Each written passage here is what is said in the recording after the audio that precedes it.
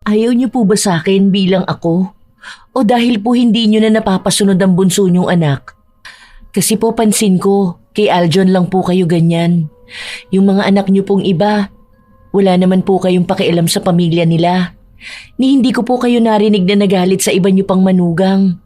Hindi kayo nagsiselos na mas matagal nilang nakakasama ang mga anak niyo.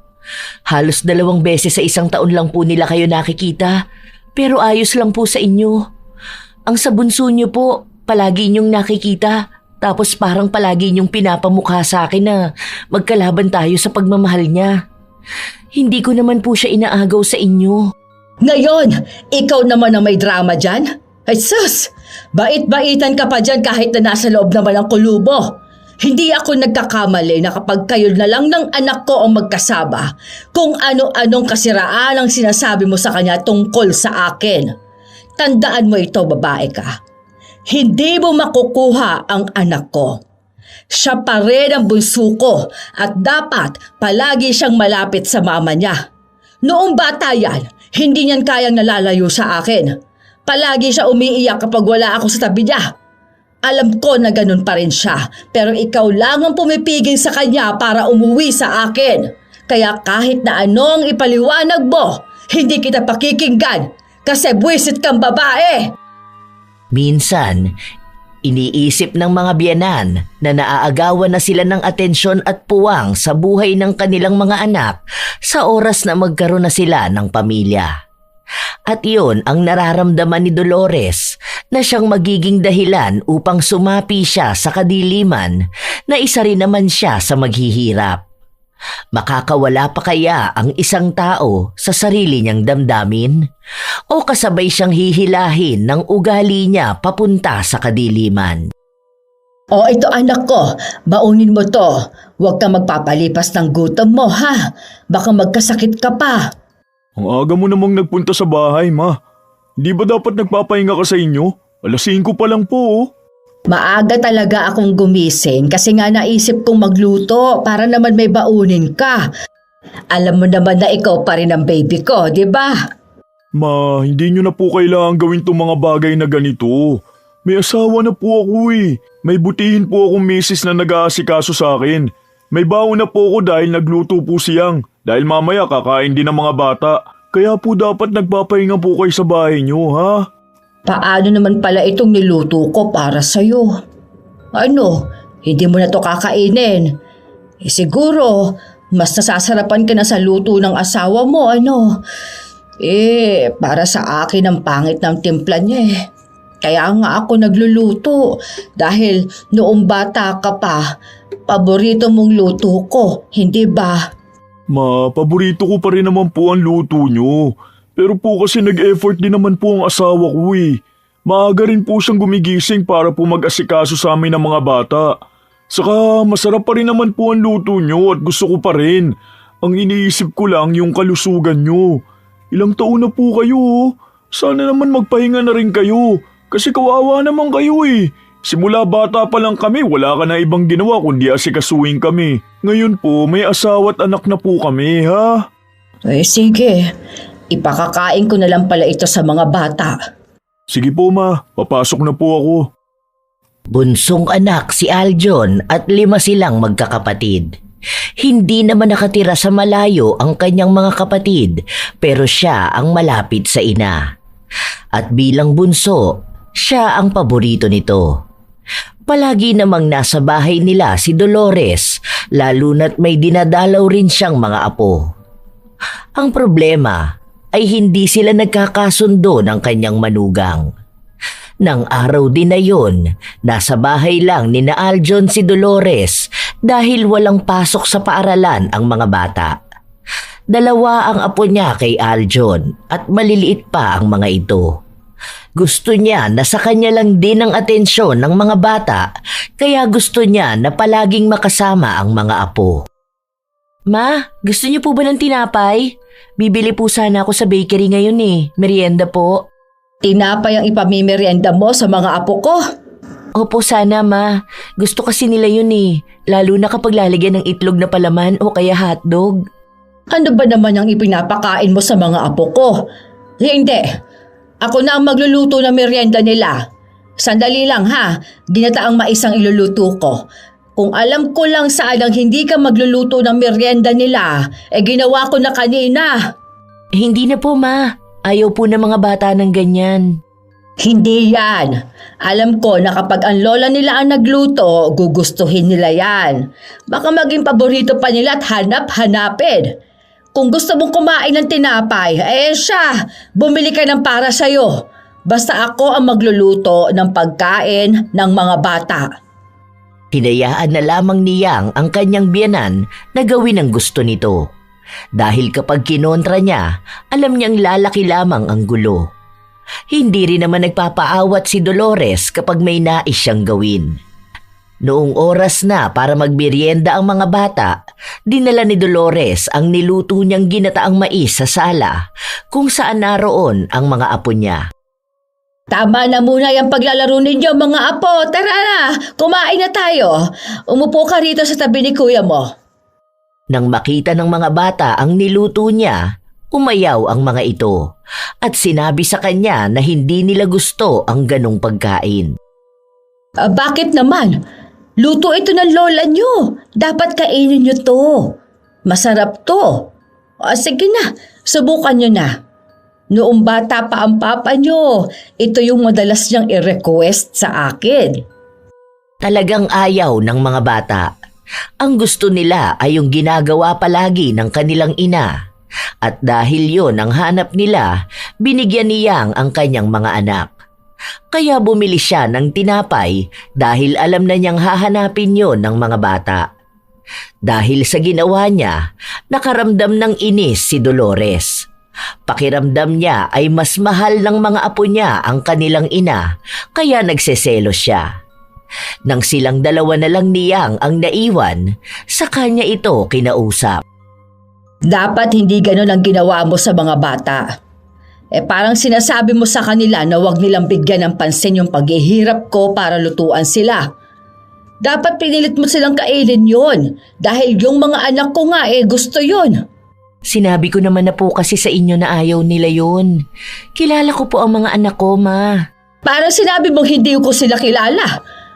Parang nararamdaman ko tuloy na mas gusto ka pa nila kaysa sa akin. Yung anak ko, ganun din. Parang ayaw niya na sa mga luto ko Kinukuha mo yung atensyon nila. Ma, hindi ko po kinukuha. Dahil sa akin naman po talaga yun. Wala naman pong issue kung gusto nyo pong mapalapit sa mga apo nyo. Kasi gusto ko rin naman po yun.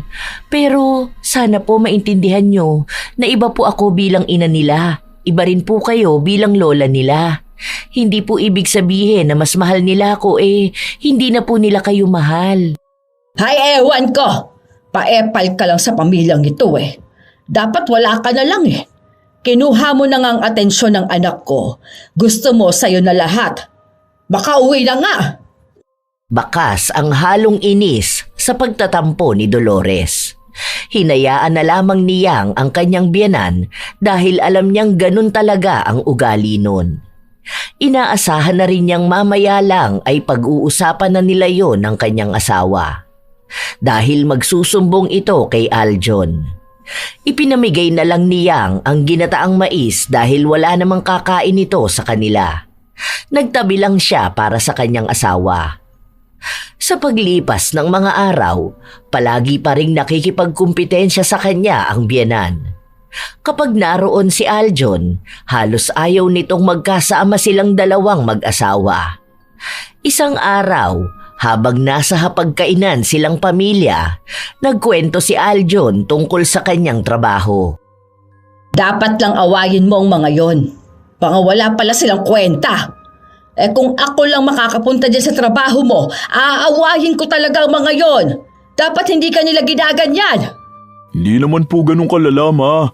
Mas malala pa rin yung mga katrabaho ko noon. Pero dito sa bago kong trabaho, maayos sila. Medyo may mga nakakairingan lang. Dapat hindi ka magpapatalo, ha? Kahit magsuntukan pa kayo sa opisina ninyo. Hindi naman pwede yung ganun, ma. Basta mahal, wag mong gagawin yun, ha? Wag ka makikipagtalo sa kanila. Dahil baka makasira lang yun ang pangalan mo. Mamaya hindi ka pa makuha sa ibang kumpanya kapag nalaman nila na yun ang dahilan kaya ka natanggal sa trabaho.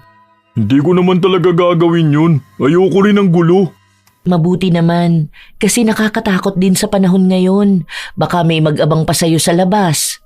Kung talagang sobra na sila, magsabi ka lang sa HR nyo para ma-report din yung mga bully. Napangiwi na lamang si Dolores habang nakikita niyang mas sinasang-ayunan pa ng kanyang anak ang asawa. Naiisip niya na pati ang impluwensya niya sa anak ay naaagaw na rin ng kanyang manugang. Hindi kumibo si Dolores, kahit nakausapin siya ng anak ay para siyang bingi. Mabilis din naman yung napansin niyang kaya kinausap niya ang kanyang asawa. Baka nagtatampo si Mama dahil sa usapan natin kanina. Kaya nga yun nga rin ang naiisip ko. Suyuin mo na lang, baka sumama pa ang loob niya. Mamaya kasi sa akin na naman magalit yan. Alam mo naman ayoko maging toxic tong pamilya natin. Mamaya ko na siya kakausapin kapag ihahatid ko na siya pauwi. Hindi ko rin alam kung bakit naging ganyan na si Mama Sobrang matampuin. Baka kasi tumatanda na rin siya. Tapos mag-isa lang siya sa bahay nila, di ba? Kamamatay lang ni Papa nung nakaraang taon, kaya parang hanggang ngayon nagluluksa pa rin siya. Intindihin mo na lang. Basta kausapin mo na lang siya tapos ipaintindi mo sa kanya yung sitwasyon. Lalo na yung sa atin na may asawa ka na, kaya may ibang babae na talaga sa buhay mo. Hindi lang siya nag-iisa. Salamat sa pag-unawa mo, mahal. Pasensya ka na Ikaw ang palaging stress kapag nakakasama mo si Mama. Hindi naman siya ganyan sa mga asawa ni na Kuya Dahil ikaw kasi ang favorite niya. Saka siguro dahil bunso ka. Hayaan mo na. Maiintindihan din naman ni Mama tong nangyayari. Kahit na ang hirap unawain ni Dolores, nilalawakan niyang ang kanyang isipan para lang unawain ang sitwasyon. Kahit na noong magkasintahan pa lamang sila ni Aljon, pansinan niyang ayaw sa kanya ng biyenan. At naiinis din ito sa kanya noong nagpakasal sila.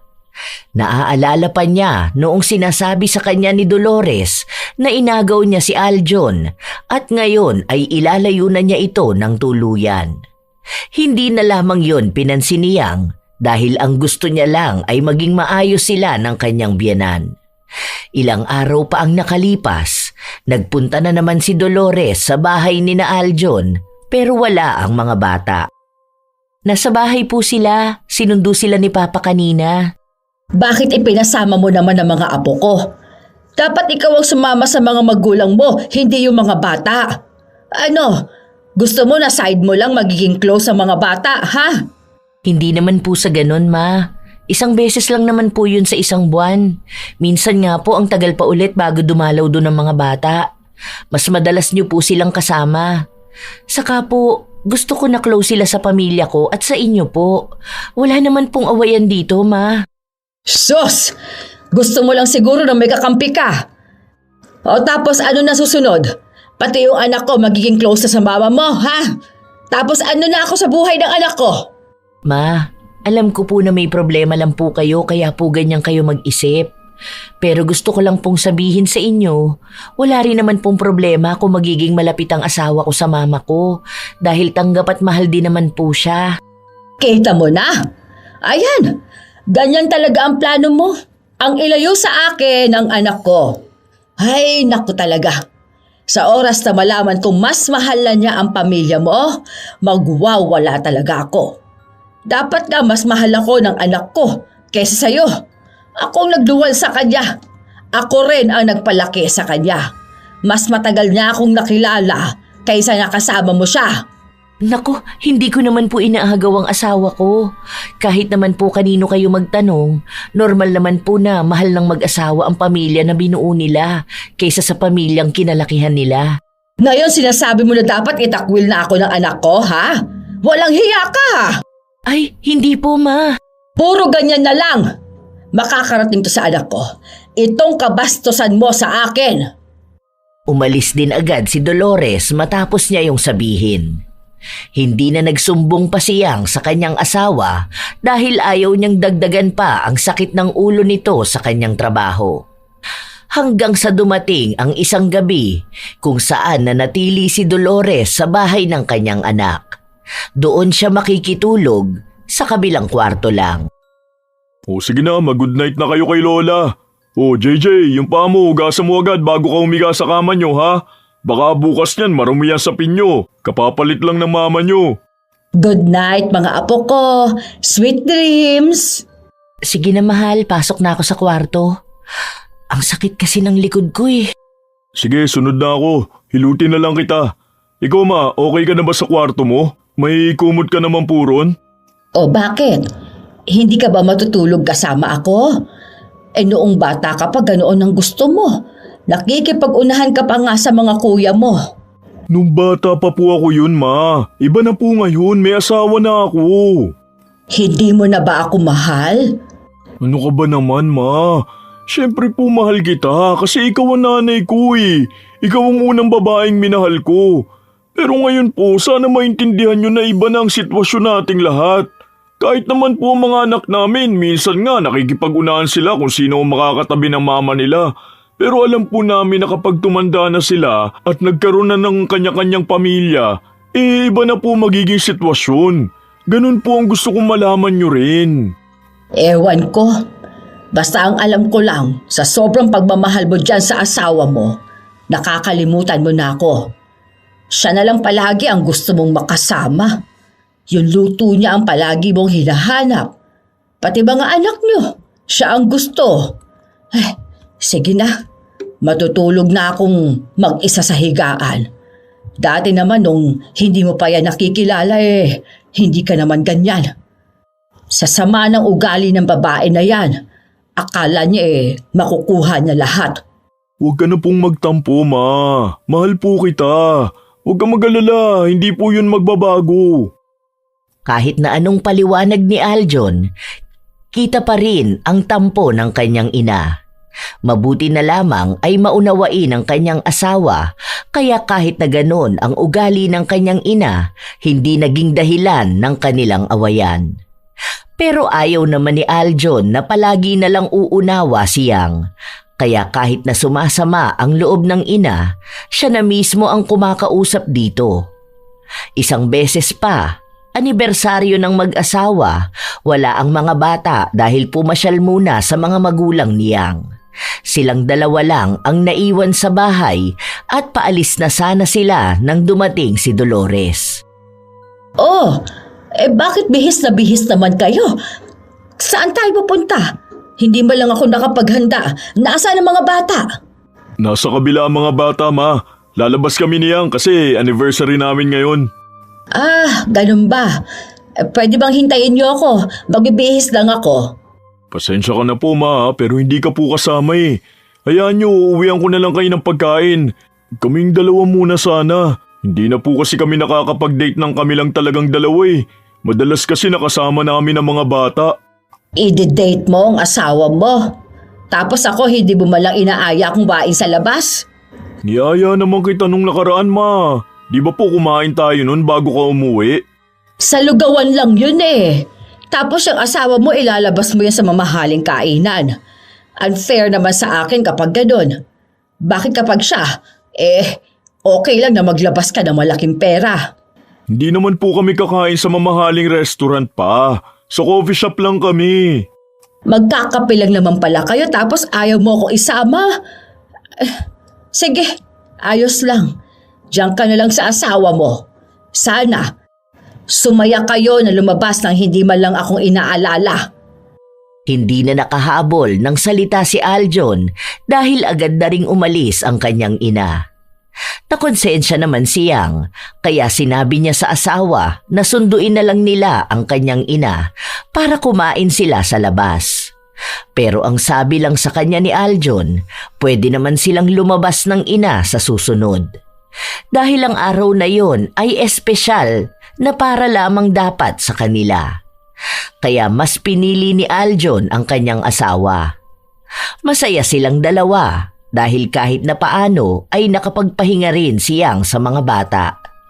Pero kahit na ilang araw na ang nakalipas, hindi pa rin nakakalimutan ni Dolores ang araw na yon at palagi niyang sinasabi.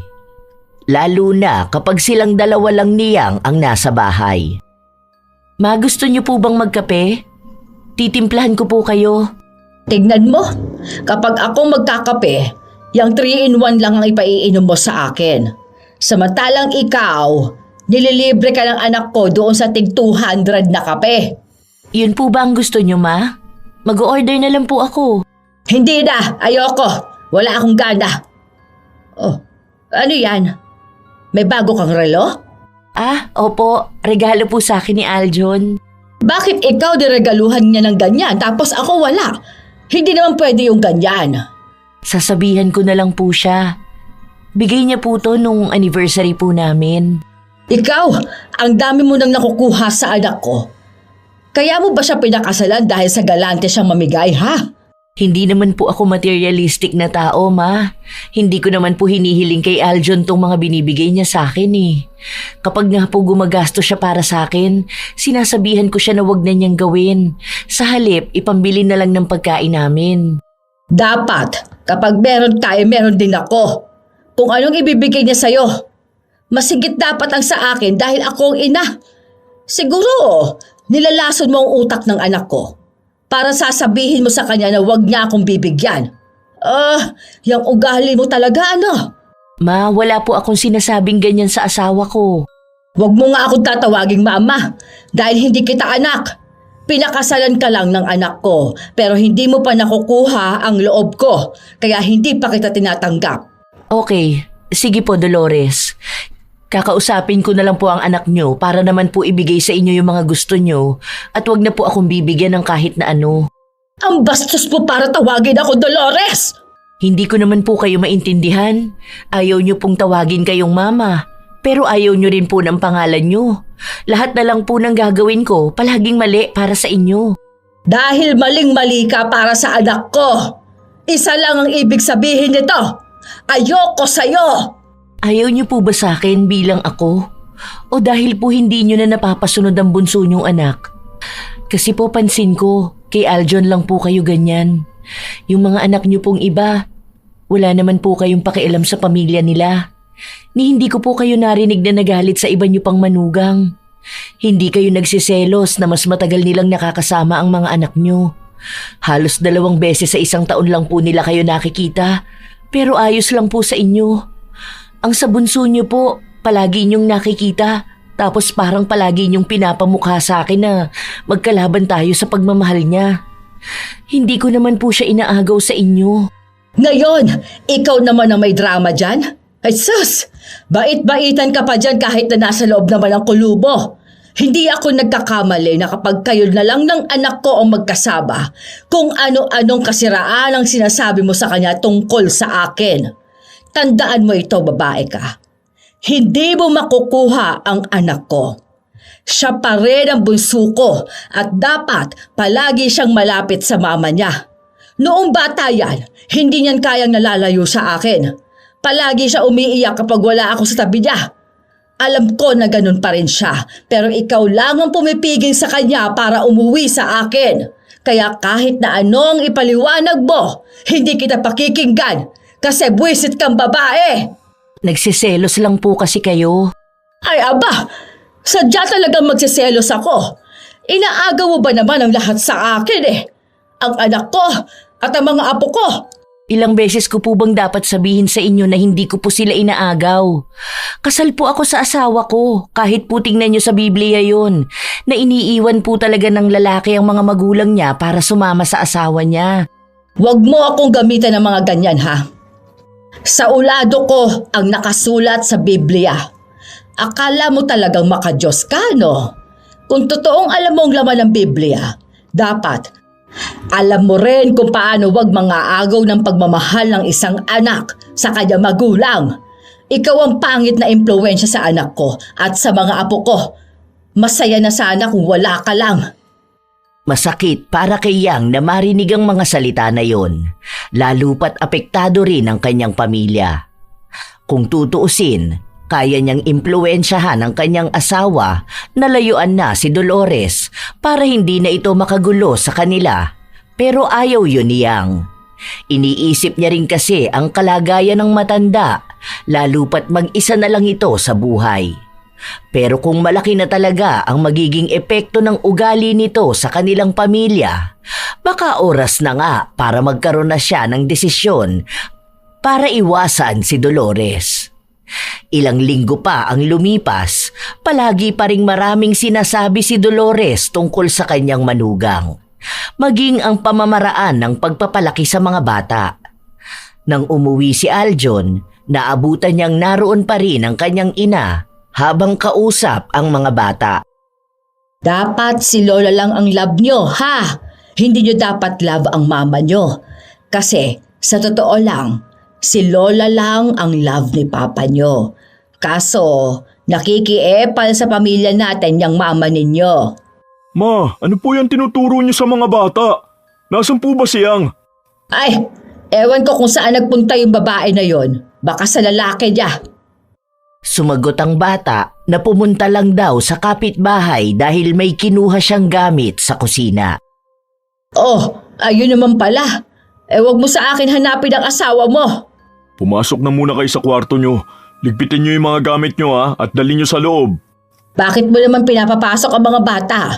Kasama pa nila ang lola nilang pinakamamahal sa lahat. Bilisan niyo na, kunin niyo na yung mga gamit niyo sabi. Nataranta ang mga bata dahil halata na sa boses ng kanilang ama na nagagalit na ito. Saglit lang silang nagpaalam sa kanilang lola bago sila pumasok sa loob ng kwarto. Si Dolores naman ay pinagalitan ng kanyang anak dahil sa inaasta nito. Sino ba naman kasing hindi mahihinis sa ginagawa niyo, ma? Kung ano-ano na lang po sinasabi niyo sa mga bata. Baka nakakalimutan yung nanay po nilang sinisiraan niyo. Aba, wala akong pakialam sa babaeng yon, ano? Anong gusto mo? Hahayaan ko na lang ang mga anak na mas mahal nila ang kanilang ina kaysa sa lola nila? Noon po si Lola, hindi niya yan sinabi sa amin. Pinapaalalahanan niya pa kami na mahalin namin ang mga magulang namin.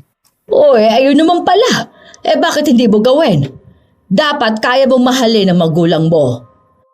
Ako na nga lang ang natitira mo magulang. Mahal naman kita, ma. Pero sobra na talaga yung ginagawa mo sa asawa ko. Bakit yung asawa ni na kuya hindi mo ganyanin? Dahil alam mo na hindi mo sila kaya, di ba? Siyang na nga ang pinakamabait mong manugang eh. Kung iba pa siguro yan, ewan ko kung di ka sagot-sagutin. Aba, hindi niya talaga ako pwedeng sagot-sagutin. Baka makatikim siya sa akin. Kapag siyang ganyan kayo? At bakit naman hindi? Siya ang dahilan kung bakit hindi mo na ako mahal. Kung bakit hindi na ako mahalaga sa'yo. Tignan mo nga, sa kanya ka nagbibigay ng regalo. Siya yung inilalabas mo, tapos nasa kanya lahat ng atensyon mo. Gusto mo palagi siyang nakikita at nakakasama mo. Hindi ba dapat sa nanay mo lang ikaw magiging ganyan? Ma, nakakapagod na pong ipaliwanag palagi sa inyong dahilan eh. Magkaiba po kayo niyang. Asawa ko po siya. Ano pong gusto nyo? Asawa ko lang siya dahil gusto ko ng anak tapos hindi ako aalis sa piling nyo? Siguro naman po nung nagsama kayo ni tatay, hindi naman po nagalit si Lola dahil mas mahal nyo ang asawa nyo. Iba kasi yon. Tsaka iba naman tong sa inyo. Bunso kita eh. Baby kita.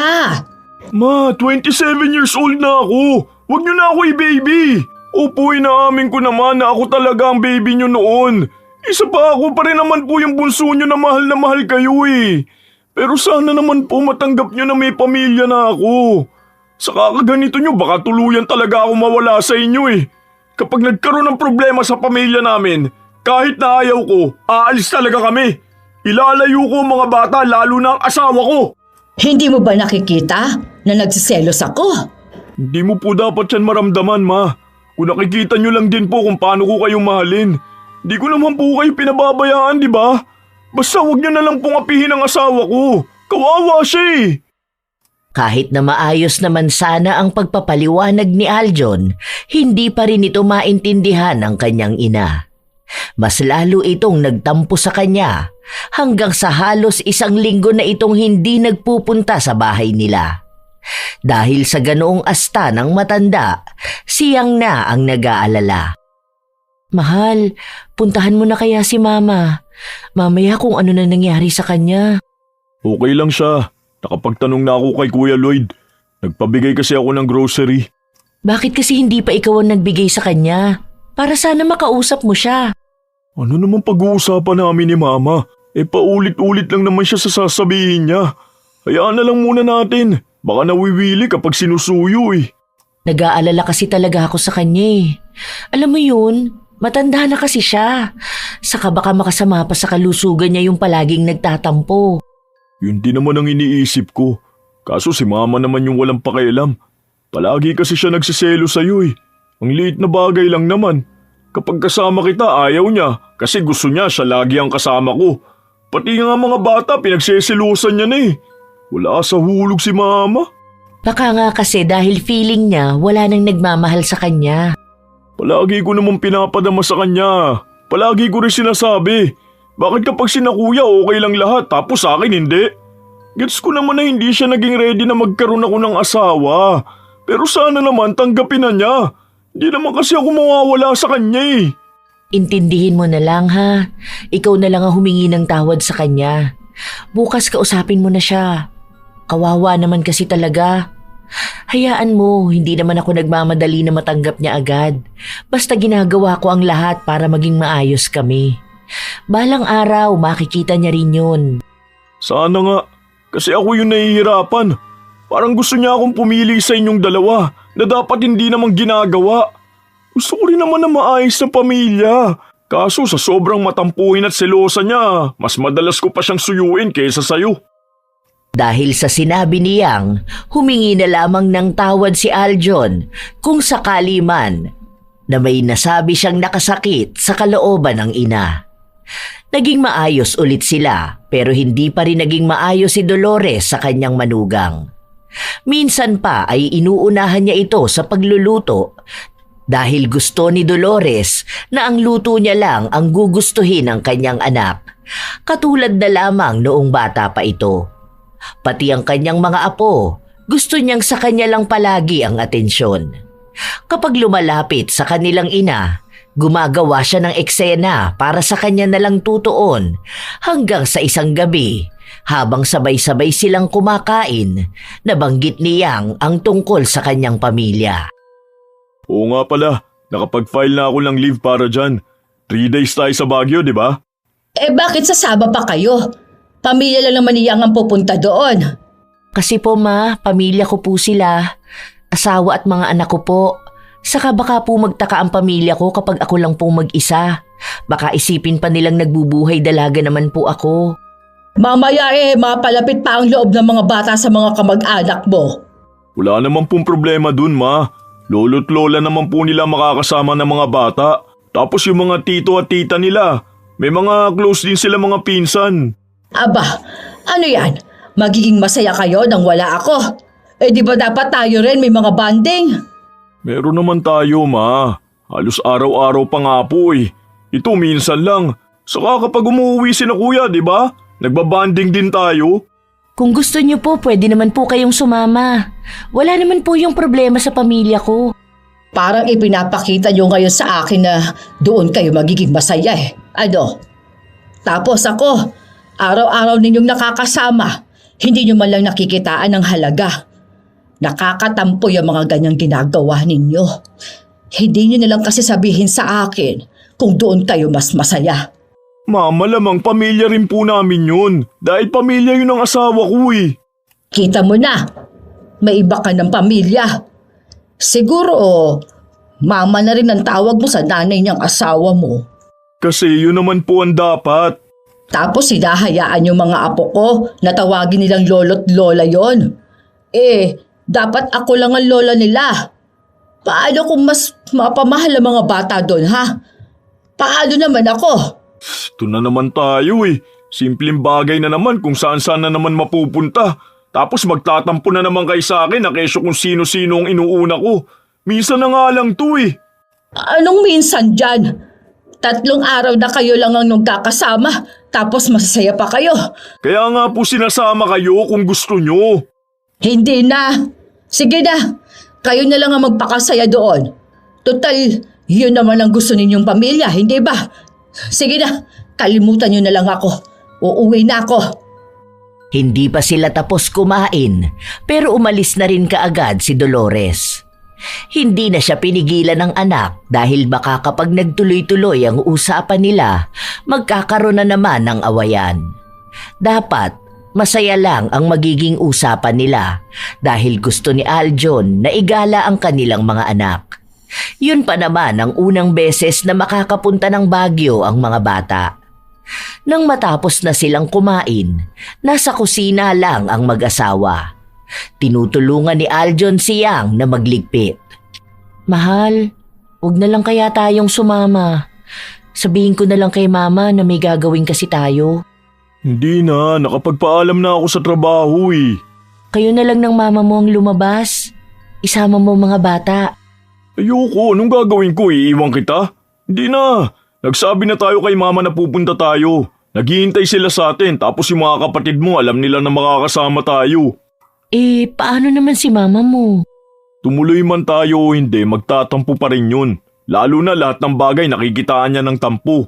Noong nakaraan nga lang na sinubukan kita ng pagkain, nagselos na siya. Gusto ko rin muna makahinga sa katoksikan niya. Mamaya kasi magalit na naman yun. Alam mo naman yun, kahit na matagal nang nangyari, naku talagang ibabalik niya pa rin ang topic. Ang hirap kasi sa totoo lang eh. Napapagod din ako manuyo. Sana naman malaman ni mama sa sarili niya na hindi na maganda yung inaasa niya. Ano ba naman yun, di ba? Pati yung pamilya mo pagseselosan niya pa. Hindi nga ako nagkaroon ng selosang asawa. Meron naman akong selosang ina. Nakakapagod. Nakakaubos. Stress na ako sa work, stress pa ako sa kanya. Pinagpilitan ni Aljon na tutuloy sila sa plano. Walang magbabago kahit na hindi pa siya pansinin ng kanyang ina. Hanggang sa sumapit nga ang araw na yon, hindi pa rin nagpaparamdam si Dolores. Ayos ka lang ba? Tara na, alis na tayo. Sure ka ba na hindi mo muna pupuntahan si mama? Okay lang siya, saka may pinagbabantay ako sa kanya. Magsasabi naman sa akin si Lloyd kapag may problema eh. Huwag ka nang mag-alala ha. Dapat maging masaya ka ngayon. Magbabakasyon tayo kasama ang pamilya mo. Maigagala natin ang mga bata. Gusto ko na wala kang ibang stress, okay? Huwag mo na lang munang isipin si mama, ha? Kahit na nahihirapan si Yang na huwag isipin ang biyanan, pinapaalala naman sa kanya ng asawa ang dahilan kung bakit sila gagala. Nawala na rin naman ang alinlangan ni Yang matapos na makita ang kanyang pamilya. Ang mga kapatid at kanyang mga pamangkin. Naging masaya sila, pati ang mga bata ay talagang tuwang-tuwa. May mga kulitan, tuksuhan at mga seryosong usapan tungkol sa pamilya at buhay may asawa. Naitanong din kay Aljon ang kanyang ina at kung bakit niya hindi ito sinama.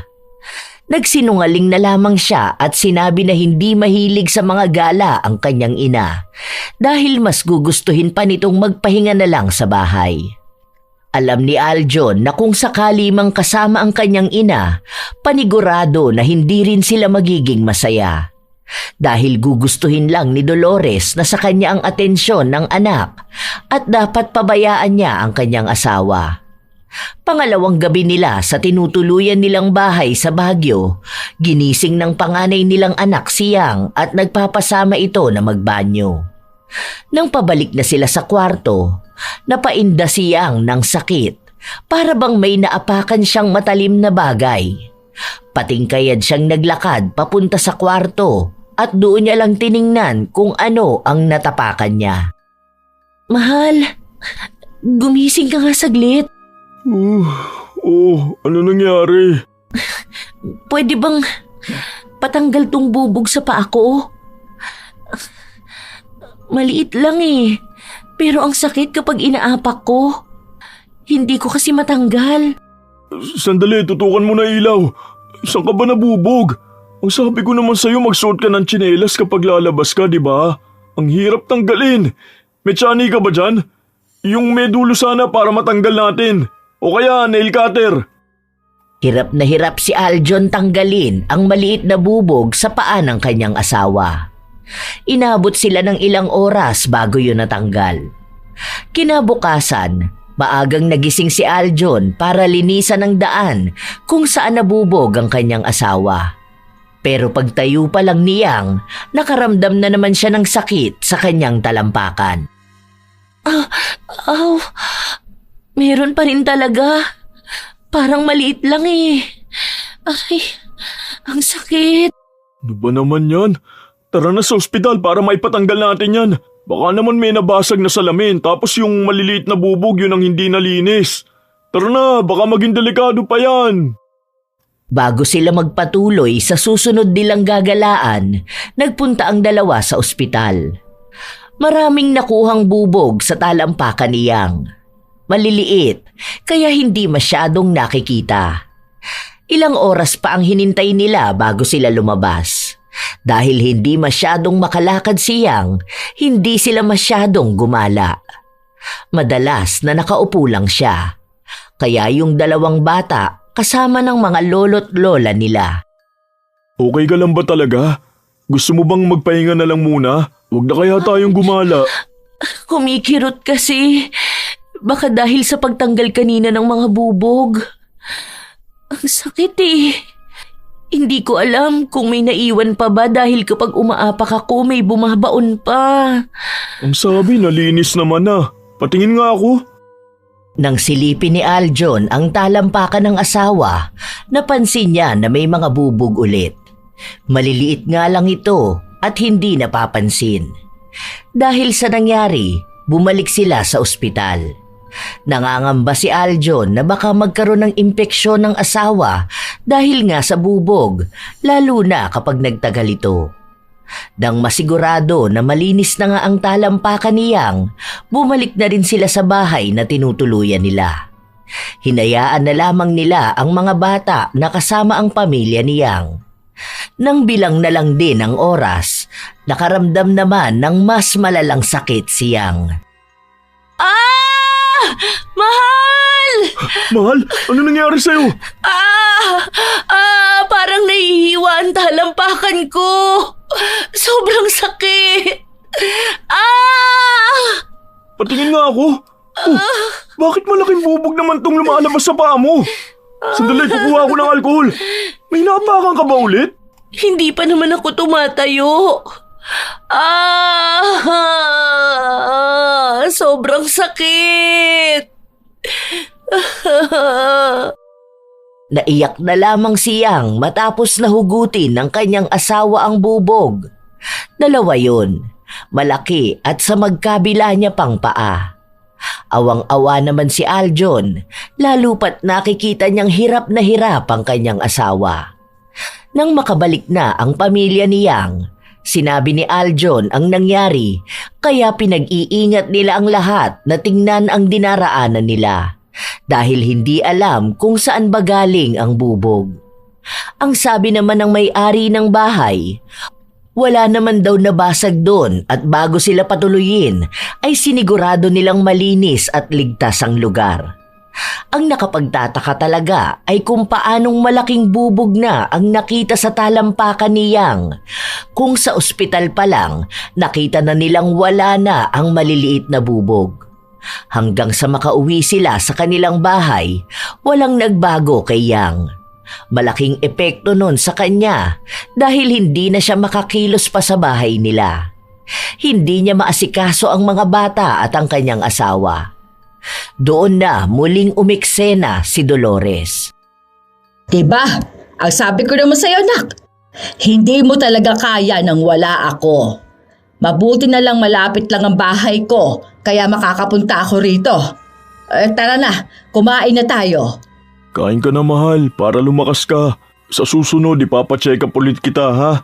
Nag-aalala talaga ako dyan sa paa mo eh. Parang may kusang lumalabas na bubog kahit na hindi ka naman nakakaapak. Bakit siya lang ang nilagyan mo ng pagkain sa plato? May sakit kasi ang asawa ko ma. Saka mas malapit naman po ang sandukan sa harapan nyo eh. Mga bata nga po sila ang sumasandok ng pagkain nila. Kaya naman din niyang siyang na magsandok. Paan naman niya ang baldado, hindi ang kamay niya. Hindi ako kakain hanggat hindi mo ako sinasandukan. Sige na, mahal. Para wala ng gulo. Sumunod na lamang si Aljon. Pagod na siya sa trabaho, dagdag pa na nag-aalala siya sa kalagayan ng kanyang asawa. Kung makikisali pa si Dolores, baka mabaliw na siya sa dami ng iniisip. Isa pa, Wala rin siyang ibang maaasahan sa pamilya niya maliban sa ina. Walang mag-aasikaso sa mga bata, wala ring tutulong sa kanyang asawa. Kaya para hindi na magkaroon ng gulo, susunod na lang siya sa utos ng ina. Ilang linggo pa ang lumipas, walang nangyayari sa kalagayan ni Yang. Nanghihina na rin siya, nangangayayat, para bang gusto na niyang sumuko kung hindi niya lang din nagiging lakas ang mga anak niya at ang asawa. Isang umaga, maagang nagising ang mag-asawa dahil sa sakit na nararamdaman niya. Ayoko na. Ang sakit talaga. May malaking bubog na naman. Ano ba to? Bakit naman ganito? Hindi kaya may gumagawa na ng masama sa'yo? Ganito yung mga kulam o barang, di ba? Hindi ko alam. Basta, sobrang sakit. Sandali nga lang. Magtatanong ako mamaya kay mama kung saan pwede magpatingin na albularyo kapag ganito. Sinabihan lang ni Dolores ang anak na huwag silang magpapaniwala sa mga kulam at barang. At ang albularyo daw ay hindi naman tunay na manggagamot. Baka raw gaba na ang nararanasan ni Yang dahil sa pagiging sakim niya sa pagmamahal ni Aljon at ng mga bata. Ayaw na lang makipagtalo ni Aljon kaya hinayaan na lang niya ang ina. Sa iba na lang siya nagtanong at kung may kakilala silang albularyo na pwede nilang lapitan. Isang hapon, maagang umuwi si Aljon. Hindi pala siya pumasok sa trabaho ng araw na yon dahil may dinayo siyang albularyo. Kinausap niya yon at pinapabalik siya sa susunod na Martes. Hindi na muna niya sinabi sa ina. Ang tanging may alam lang ay ang kanyang asawa. Ilang araw pa ang lumipas, nagiging mataas na lalo ang tingin ni Dolores sa kanyang sarili dahil pakiramdam niya ay siya na ang mas mahal ng lahat. Na hindi na nila kaya pang mabuhay nang wala siya. Isang gabi, habang kumakain sila, todo ang asikaso ni Aljon sa kanyang asawa. Siya mismo ang humahawak ng baso kapag iinom ito. Siya rin ang pumipilit sa kanyang asawa na kumain. O sige, last na to kung hindi mo na talaga mauubos. Para lang makainom ka ng gamot. Nilalagnat ka oh. Ayoko na. Hindi ko na nga maubos itong habibig ko. Last na talaga to. Sige na mahal. Tignan mo, nangangayayat ka na. Hindi ka na kasi kumakain eh. Bakit puro na lang asawa mong inaasikaso mo? Para namang hindi mo ako nakikita rito sa bahay oh. Napapagod din naman ako. Tapos ang palagi ko nalang naririnig kung kumusta ang asawa mo. Siya na lang palagi. Ma, intindihin niyo naman po ang kalagayan ng asawa ko. Hindi niyo po ba nakikita na bumagsak na ang katawan niya? Ni hindi siya makalakad. Tapos kahit anong oras sumasakit ang paa niya. Hindi siya nakakapagpahinga na maayos. Tingin mo ba ako nakakapagpahinga ng maayos, ha? Hindi ko alam bakit ganyan ka dyan sa babae na yan. Wala na nga yung naitutulong sa pamilya niyo eh. Tapos kung alagaan mo yan, akala mo talagang malaki ang ambag sa buhay niyo. Gusto ko na matulog. Please lang. Pigil na ang inis na nararamdaman ni Aljon. Hindi siya makapagsalita dahil baka makadagdag pa sa iisipin ng kanyang asawa. Kaya ayaw niya ng gulo sa loob ng bahay nila dahil siyang lang ang maaapektuhan. Kaya nang makatulog na ang asawa, lumabas si Aljon para kausapin ang kanyang ina. Sa akin ka pa ngayon maiinis, ha? Nagsasabi lang naman ako ng totoo ah. Palibasa nagiging sunod-sinuran ka dyan sa babae mo na hindi ko naman alam kung ano bang nakita mo sa kanya para maging ganyan ka. Ma, nakikisuyo lang naman ako sa'yo. Huwag mo naman dagdagan ng stress ng asawa ko. Huwag ka naman makipagkumpetensya sa kanya oh. Tignan mo, pinagsasabihan ka tapos mamaya niyan magtatampo ka na. Gusto mo susuyuin ka pa. Pagod na ako sa lahat, ma. Utang na loob naman, matuto naman po kayo makisama. Pati ba naman pag-aalaga ako sa asawa ko na dapat ginagawa ko pag seselosan nyo pa?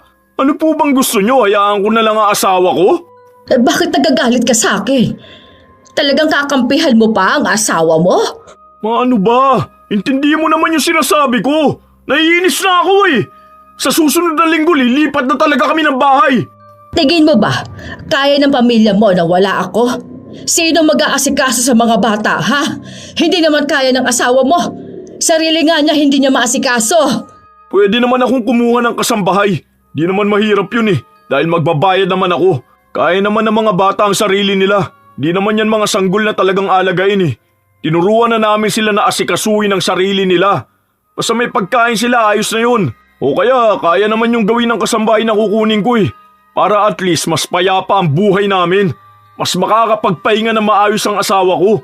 Hindi yung pati pagpapainom ko sa kanya ng gamot inaalala niya dahil baka magtampo ka. Ano ba naman yun?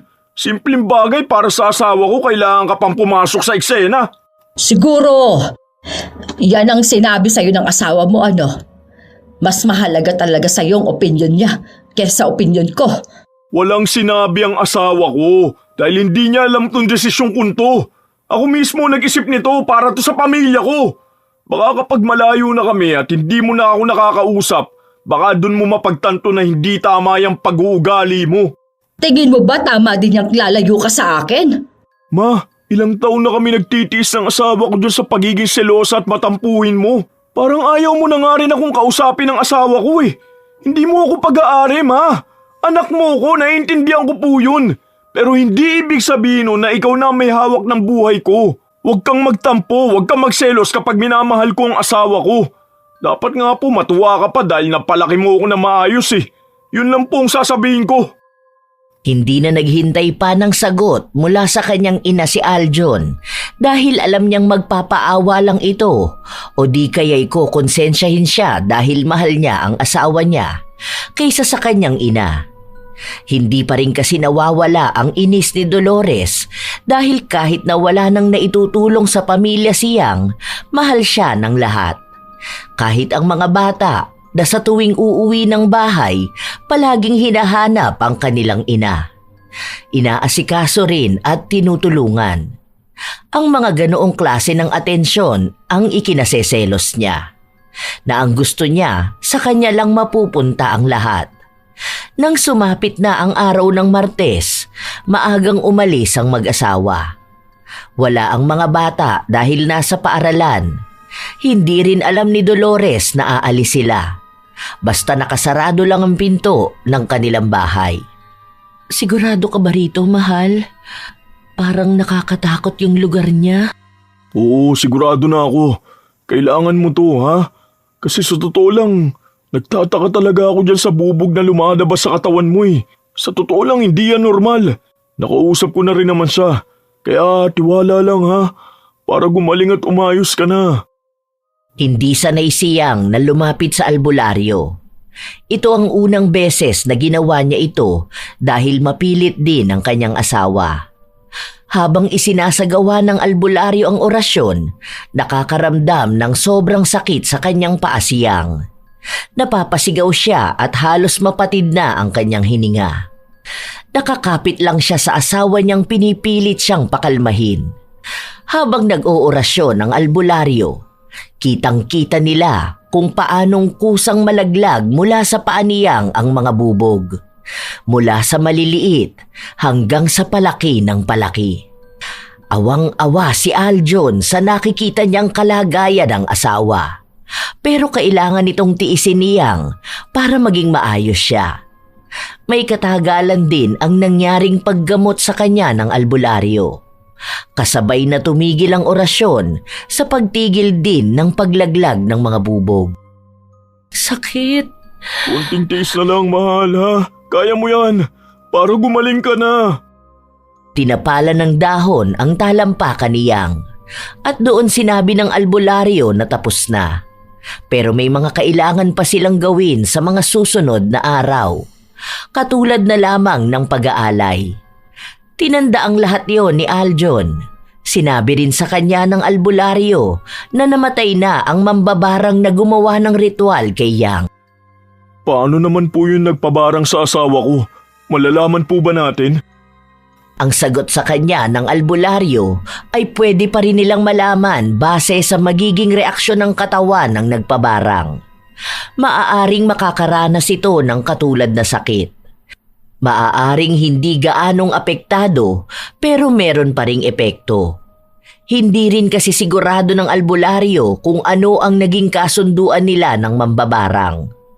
Nang makauwi sa bahay ang mag-asawa, nakaabang si Dolores sa labas. Nakikipag-usap lang ito sa kapitbahay na mukhang seryoso rin. Nang makita niya ang dalawa, saka siya pumasok sa loob. Saan na naman ba kayo nagpunta? Siguro nag-date kayo nang hindi ko man lang alaman, oh. Talagang tinutodo mo yung pagbibigay ng atensyon mo sa asawa mo?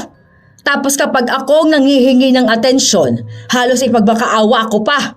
May pinuntahan kaming importante, ma. Di kami basta lang lumabas. Pinagamot ko siyang. Galing kayong ospital? Sa albularyo. Ano? Bakit nagpunta pa kayo sa albularyo? Ma, kailangan ng asawa kong gumaling. At tama nga kami, may bumarang sa kanya. Namatay naman na yung mambabarang. Pero yung nagpagawa ng ritual, hindi pa namin alam kung anong mangyayari sa kanya. Pero sigurado kami na magbabayad din siya sa ginawa niya. Demonyo siya para gawin to sa asawa ko. Sana maranasan niya rin yung sakit. Hindi na nakakibo pa si Dolores dahil kanina lang nabalitaan niya ang biglaang pagkamatay ng kakilala niya. At iyon ang mambabarang na inutusan niya para gawa ng ritual siyang. Hindi naman niya alam na malalaman ni Aljon ang tungkol sa ganung bagay dahil hindi naman naniniwala ang kanyang anak sa mga albularyo, mangkukulam o mga tao na lumalapit sa kadiliman. Kaya mas lalo siyang nakaramdam ng inis kay Yang. Iniisip niya na baka si Yang ang dahilan kaya yun ginawa ng kanyang anak. Naiinis siya dahil namatay na ang kakilala niya at ibig sabihin lang nun ay gagaling na si Yang. Nang araw din na yun, bago umuwi si Dolores, muntika na siyang matumba. Mabuti na lang ay nasalo siya ng kanyang anak. Ayos ka lang ba, ma? May naapakan ata ako, ang talim. Ang sakit.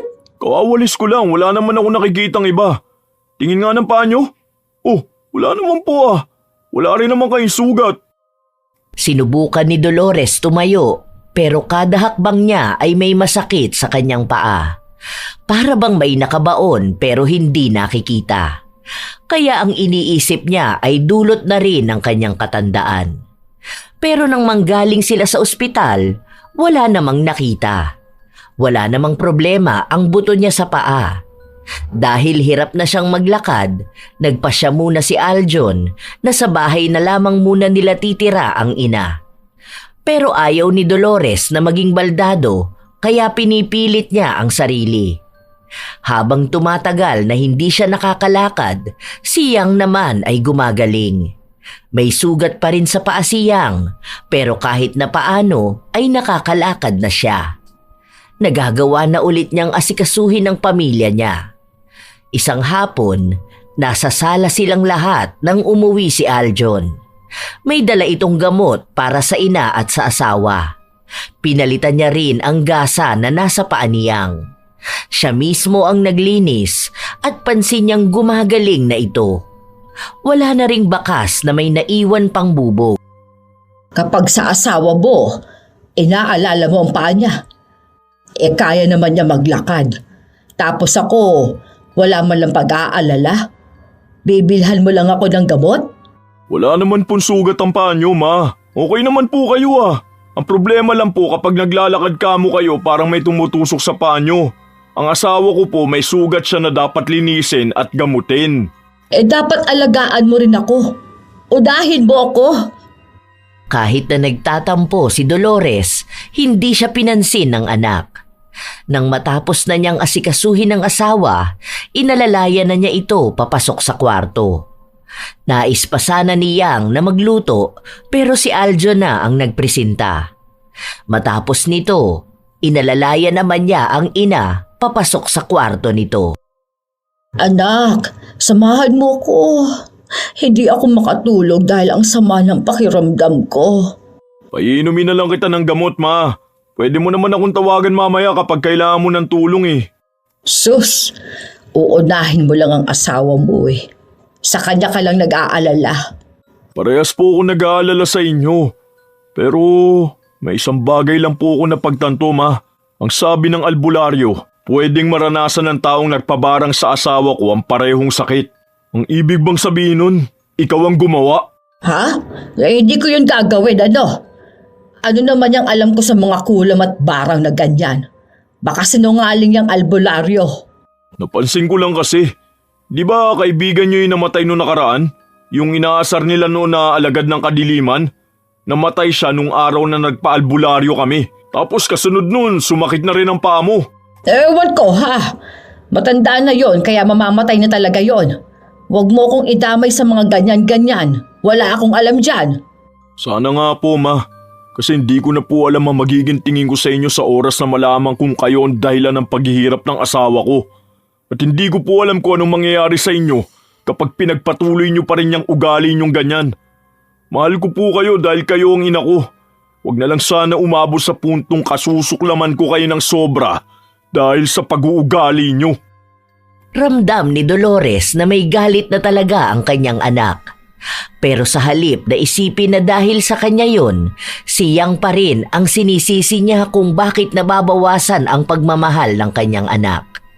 Sa paglipas ng mga buwan, tuluyang gumaling siyang habang hindi na talaga nakakalakad pa si Dolores. Ang manugang na lamang niya ang nag-aasikaso sa kanya. Ma, kain na po kayo. Hindi ba sasabay sa akin ang mga apo ko? Kumain na po sila eh. Bakit hinahayaan mo kumain sila lang hindi ako kasabay? Ano? Ikaw ang sinabayan ng mga apo ko, ha? Talagang papansin ka, ano? May sakit na nga ako. Gusto mo pang ipadama sa akin na hindi na ako mahalaga sa buhay ng mga apo ko? Hindi naman po sa ganon, ma. Kanina pa po kumain ng mga bata. Hindi ko rin po sila nakasabay dahil nagluluto po ako noon. Ngayon pa lang din po ako kakain. Inuna ko lang po kayong dalhan. Ayoko. Hindi ako kakain hanggang hindi ako sinasabayan ng mga apo ko. Ilalapag ko na lang po to sa lamesa kung sakali po na magutom kayo. Talagang hahayaan mo akong magutom, ha? Sasabihin ko to sa anak ko. Noong ikaw ang may sakit, hindi naman kita pinapabayaan, di ba? Hindi rin naman po kita pinapabayaan, ma. Ito nga po, oo, nagdala po ako ng pagkain nyo. Tapos humahanap ako ng paraan paano kayo gagaling. Kung pinapabayaan ko kayo, wala po ako rito. Wala po akong bitbit na pagkain nyo. Sana po hinayaan ko na lang kayong gumapang palabas ng kwarto para lang maghanap ng makakain nyo. Pero hindi naman po, di ba? Hindi lang po kayo nasabayan ng mga bata, nagtatampo na kayo. Hindi ko po palaging nakakasabay kumain ng pamilya ko. Minsan ako lang mag-isa. Minsan kami lang ng mga bata dahil maagang pumapasok si Aljon. Kapag gabi, uuwi ang asawa ko, tulog na ang mga bata. Tapos na rin akong kumain, kaya si Aljon na lang ang kakain. Pero wala naman pong issue sa amin. Magkaiba kasi tayo. Mapagmahal kasi ako sa pamilya ko. Kaya gusto kong palagi namin nararamdaman na mahal namin ang isa't isa. Siguro, hindi gano'n ang mga magulang mo sa'yo. Noong wala pa po kaming mga asawa, ganyan po si Mama. Pero ngayon po na may mga pamilya na kami, bibihira na lang po yung mangyari. Pero wala pong narinig si Aljon sa mga magulang ko na nagtatampo sila dahil madalas na kami ang magkasama. Kasi po, naiintindihan nila na may asawa na ako. Yun po sana ang maintindihan nyo. May sariling pamilya na po ang anak nyo. Alam mo, walang kwenta yung mga pinagsasabi mo kaya lumabas ka na. May kwenta po to, Ma. Kasi pati ako naaawa na sa asawa ko sa tuwing nahahati siya sa ating dalawa. Na hindi naman po dapat, di ba? Kasi po ako ang asawa, kayo ang ina. Ma, mas matanda po kayo sa amin. Mas may alam kayo sa buhay. Nirerespeto ko po yung pinagdaanan ninyo. Pero sana po, maging malawak naman po kayo sa pag-unawa. Kasi po, sa ginagawa niyong yan, sa halip na mas mapamahal sa inyo ang anak niyo, inilalayo niyo siya ng tuluyan. Lumabas na rin siyang matapos niya yung sabihin. Pero mukhang walang pakialam si Dolores. Sa tuwing nakikita niya ang kanyang anak, palagi siyang nagpapaawa. Palagi siyang nagtatampo at nagseselos. Hanggang sa tuluyan na siyang hindi pinansin ng anak. Narinig na lang niyang nag-uusap ang mag-asawa at sinabi ni Aljon na kukunin na ng panganay nilang kapatid ang ina at sila na ang mag-aalaga sa kanya. Sobrang sama ng loob ni Dolores kaya hindi niya pinansin ang anak. Halos ayaw na rin niyang kumain dahil hindi na tulad ng dati si Aljon. Pagod na itong manuyo at magpaliwanag. Gusto na lamang nitong magkaroon ng tahimik at payapang pamilya. Walang awayan, walang lason sa samahan. Nang isang gabi, pumasok sa loob ng kwarto ng ina si Aljon. Sa susunod na araw pupunta na rito si kuya, kaya dapat makaimpake na ako. 2 araw lang sila rito. Nagpabili na ako ng maleta para doon na lang ilalagay lahat ng gamit mo. Hindi ka man lang ba naaawa sa akin? Ha? Tignan mo nga. Hindi na ako makalakad. Nangangayayat na ako. Bakit noon naman? Yung asawa mo todo ka mag-alala. Kapag sa akin wala na talaga ano? Ina pa ba ang turing mo sa akin? Ina pa rin naman po, pero yun ang napag-usapan namin ni kuya. Diba nurse naman ang asawa niya? Kahit na paano mas alam nilang alagaan ka. Kasi wala talagang makita dyan sa sakit nyo eh. Yung mga doktor wala, pero yung albularyo meron. Ano, siguro ipinakulam na ako ng asawa mo dahil nagsiselos na siya. Dahil nakikita mo nang mas mahalaga ako kesa sa kanya. Kaya gusto na niya ako mawala ano. Masaya na sana siya sa nangyayari sa akin. Nagtagumpay na siya dahil aalis na ako. Pinapalayas mo na ako. Walang kinalaman ng asawa ko, ma. Ikaw ang may gawa niyan sa sarili mo. Alam niyo po kung gaano kasakit sa akin nung nalaman kong kayo may kagagawan kung bakit naging ganun ang asawa ko. Nung una ayoko pa maniwala eh. Kasi iniisip ko na baka kahit na paano may awa pa rin kayo sa asawa ko. Sa ina ng mga apo nyo. Pero sagad na po pala yung kasamaan nyo. Para na rin kayong sumamba sa demonyo. Huwag nyo na itanggi, ma. Alam ko na po. Kaya nga po hindi kayo gumagaling, di ba? Kasi permanente na yan. Katulad ng permanenteng pagkamatay nung nilapitan yung mambabarang. Paano? Siya naman kasi ang may kasalanan. Tignan mo. Sumama na ang tingin mo sa akin. Tapos sa asawa mo, manghang-mangha ka. Ibig sabihin, permanente na akong hindi makakalakad, ha? Walang kinalaman ng asawa ko, ma. Ikaw ang may problema sa sarili mo. Kalaban mo mismo ang sarili mo. Ginagamit mo lang ang asawa ko para may masisi ka. Ma, tama naman na itong pagmamatigas nyo. Kasi lalo nyo lang pinapakita sa akin na wag na talaga kayong mahalin eh. Kaya nakiusap na ako kay kuya kaysa naman abandonahin kita. Ayaw na kitang makita. Hindi ko na matiis na inaalagaan ng asawa ko ang taong wala namang pagmamahal sa kanya. Ayokong pahirapan ng asawa kong gawin ang lahat para lang tanggapin siya. Akong dapat pakisamahan ng asawa ko, hindi po kayo, ma. Mahal niyo siya o hindi, wala siyang dapat patunayan sa inyo. Dahil ako ang asawa niya. Mas kilala ko siya higit kanino man. Wala akong pakialam kung nagtatampo kayo o nagsiselos. Basta ako, ipaglalaban ko ang pamilya ko. Di ko kayo kakampi, ma. Dahil nung kinalaban niyo ang asawa ko, ibig sabihin lang nun kalaban mo na rin ako. Wala kang pagmamahal sa akin dahil mahal mo lang ang sarili mo. Bakit hindi mo muna ako intindihin? Hindi ka ba naaawa na hindi na ako makakalakad? Talaga bang wala nang pagmamahal sa akin ang bunso kong anak? Meron pang katiting, ma. Kaya nga hinayaan ko na si kuya na mag-alaga sa'yo eh. Masama talaga ang loob ko. Kasi kahit nasabi ko na lahat, hindi mo pa rin ako maintindihan. Hindi ka na nga siguro magbabago, no? Kaya tama lang ang desisyon kong humiwalay at lumayo ka na sa amin. At huwag niyo na puntang kainauliting ipabarang ang asawa ko kung ayaw niyong habang buhay kitang kamuhian. Natuluyan kong kalimutan na ikaw ang ina ko dahil wala akong inang sumasamba sa demonyo. Hindi na nakakibo pa si Dolores. Yun ang unang beses na nakita niya ang kanyang anak na ganon magsalita. Ramdam na ramdam niyang wala na talagang pag-asa pang maging maayos sila ni Aljon. Habang nasa bahay siya ng kanyang anak, hindi siya pinapansin, ni hindi na siya kinakausap o kinikibo. Pero siyang, inaasikaso pa rin siya. Ang manugang niya rin ang nag-impake ng mga damit niya dahil galit pa rin si Aljon. Ma, okay na po itong mga gamit nyo. Bale, itong mga nakalabas po yung gagamitin nyo rito habang hindi pa kayo umaalis ni kuya. Gusto niyo na talaga ako umalis, ano? Yun na po ang desisyon ng asawa ko. Kinontra ko naman po siya eh, pero siya pa rin ang nasunod. Baka po kapag nandito na yung panganay niyong anak, mapag-usapan niyo po ng maayos. Ikaw, hindi ka pa nagagalit sa akin? Bakit naman po ako magagalit? Wala na po sa akin yung mga nangyari. Ayoko po ng stress. Nasa inyo pa rin naman po kung anong iisipin niyo sa nangyayari. Sa ugali ko, sa mga sinabi ko, sa pagiging selosa ko. Dahil sa'yo ako galit. Kasasabi ko nga lang po na wala na sa akin yun. Sa ugali niyo pong pagiging selosa. Yun lang po talaga. Pero iniisip ko na lang din po na baka kaya ganyan kayo kasi nga lahat na ng mga anak nyo may pamilya na. Napag-iiwanan na kayo. Pero ako po, naniniwala pa rin naman po ako na mababago nyo pa yun. Siguro, nandoon pa kayo sa punto ng buhay nyo na hindi nyo tinatanggap. Kasi nga po, hindi kayo makapaniwala. Pero kung magkakaroon po kayo ng pagkakataon na isipin yun, baka doon niyo po mapagtanto na may mali po talaga kayong gawa.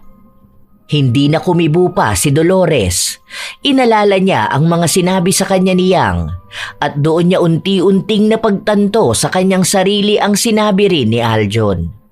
Nasobrahan siya sa pagmamahal sa anak kaya hindi niya naihanda ang kanyang sarili na darating ang araw na mawawala rin ito sa kanyang piling para bumuo ng sariling pamilya. Hindi niya nakita kung gaano rin kaswerte si Aljon dahil mabuting asawa si Yang.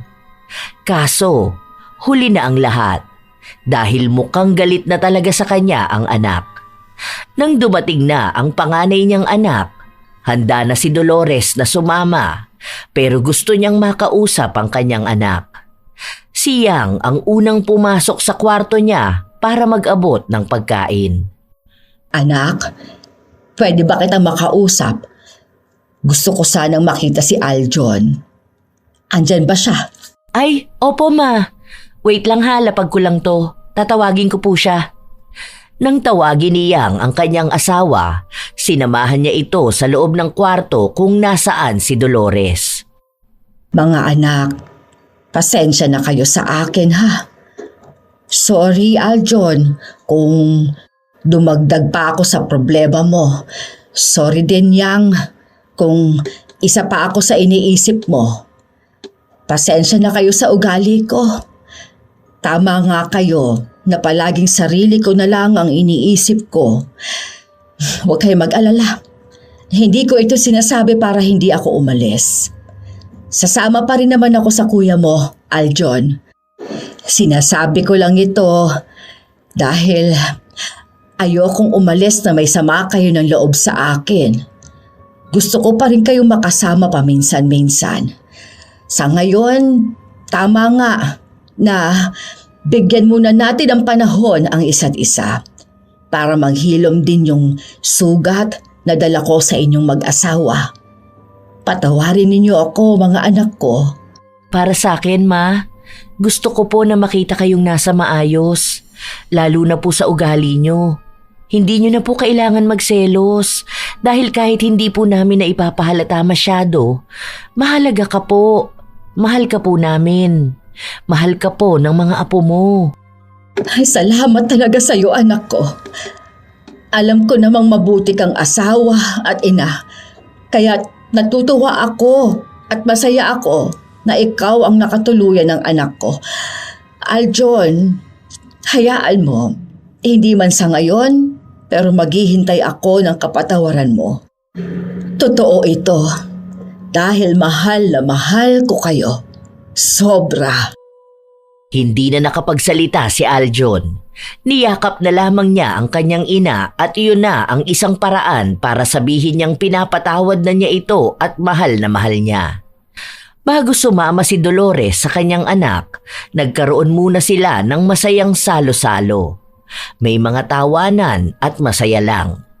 Doon niya naramdaman na hindi naman pala niya kailangang ipagsiksikan ang sarili niya sa atensyon dahil kahit na nasa iba nakatuon ang mga anak niya, may nararapat na atensyon na para sa kanya. Doon niya nakita ang tunay na ibig sabihin ng masaya. Sumama si Dolores sa panganay niyang anak at paminsan-minsan ay dinadalaw siya ni na Aljon kasama ang mga bata. Hindi na kasi nakalakad pang muli si Dolores. Ganun pa rin ang nararamdaman niya sa tuwing maglalakad siya. Kaya tinanggap na lamang niya yon bilang kabayaran sa kasalanan na sinimulan niya. Sa mga taon na nakalipas, naging masaya si Dolores. Naging bukas ang puso't isipan niya sa mga pagbabago. At doon, mas lalo niyang naramdaman na may iba't ibang paraan pala ang pagpapakita ng pagmamahal sa isang magulang. Kaya hindi ibig sabihin na may asawa na ang kanyang mga anak ay wala na rin siya sa buhay nila. May mga tao talagang natatakot na talikuran. Mga tao na nais nilang maramdaman palagi ang pagmamahal. Madalas ito sa mga ina na nasanay na palaging nasa tabi nila ang kanilang mga anak. Na sa tagal nilang nakakasama, hindi nila inaasahan na darating din ang isang araw na kakailanganin nilang tanggapin na aalis din ito at magmamahal ng iba. Pero hindi naman ibig sabihin na may pamilya na ang mga anak ay hindi na nila kayang mahalin ang mga magulang. At bilang mga magulang, dapat ay timbangin din kung nagiging dahilan ka nga ba ng problema ng mag-asawa. Huwag nang hintayin pang mawala ng galang at pagmamahal ang anak. Dahil hindi sa lahat ng oras ay makakaya nilang intindihin ang mga maling gawain. Huwag rin maging dahilan ng paghihirap ng minamahal na anak. Huwag maging hadlang sa kanila, lalo na kung mabuti naman ang kanilang asawa. Sa halip, yakapin at tanggapin ang manugang bilang bagong bahagi ng pamilya. Sapagkat kapag pinili ng anak ang kanyang asawa, pinili niya rin ito maging kasama ninyo sa iisang tahanan ng pagmamahal. Ang selos ay unti-unting sumisira, ngunit ang pagtanggap ay nagbubuo ng mas matibay na ugnayan. Ang pagmamahal ng magulang ay hindi nababawasan kahit pumasok ang panibagong taong mamahalin ng kanilang anak. Ngunit nagiging mas busilak ito kung kaya nilang yakapin ang manugang bilang sariling anak. Dahil ang tunay na pamilya ay hindi hinahati ng selos, kundi pinagbubuklod ng respeto at malasakit. Sa huli, ang magulang na marunong tumanggap ay hindi kailanman mawawalan ng pagmamahal. Sa halip, mas lalo pang mamahalin ng kanyang anak at ng buong pamilya. Kayo ba mga apo? Minsan nyo na rin bang naramdaman na parang nabawasan ang pagmamahal sa inyo ng inyong pamilya kapag may bagong taong papasok? Ano naman ang inyong opinyon sa ating bagong kwento ngayon? Sana'y may natutunan kayo at palaging piliin ang pagmamahal at huwag padadaig sa tawag ng kadiliman. Shout out sa ilan sa mga masusugid na tagapakinig ng mga istorya ni Lola Telang. Elizabeth Azucena, Nanette Carson, Leia Gawaran at sa Gawaran Rivera family ng Madrid, Spain. Hayashi J. Megan, Francesca Liana, Pam Katong, Adela Lee, Ramil Fariolin, Alma Naong, Regan Alamon, Demi Muzna Silyada, Sheila Awais Muhammad, Rosana Hunsay, Evelyn Abong Carbakil, Amanda Joyce ng Angeles City. Shout out din sa inyo, Emelita Ramos, Corazon Labaw, Jenna Nolasco, Neri Domingo, Bagsik ni Michelle, Mary Generil Rhea Batiduan, Jen Arellano, Jean Belisario, Chantal Vlogs, Thongsuk Marino, Michelle Cedron, Alfreda Alano, Cecil Vlog, Avelina Belen Francisco. Salamat sa pakikinig nyo. Assorted Love Hurts KSA, Alvin Rubio, Glory Lee Olivo, Luz Biminda Baralias, Girly Satur at sa Siling Department ng Cosmo Malvar, Batangas, Ellen Torres, Elgin TV Vlog, Elizabeth Arnaiz, Mea Espiritu, Angelo Ruelo, Teresa Barcelona, Genevieve Suco, Minari Miui, Remedios Abalos, Hayashi J. Megan.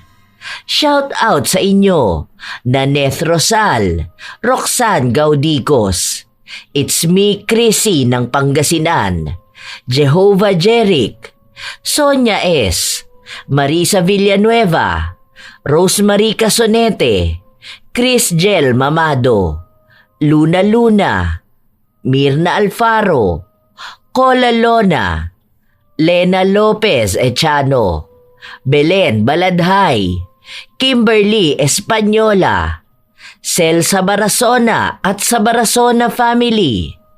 Shout out sa mga solid kong apo, Sydney Crosswind at sa kanyang anak na si Christine Lane Bandoho, Supladang Pasaway, Lovely Rose Roa at Princess Rain Roa Alawami, Kimpoy Feliciano, Hazel Fiesta,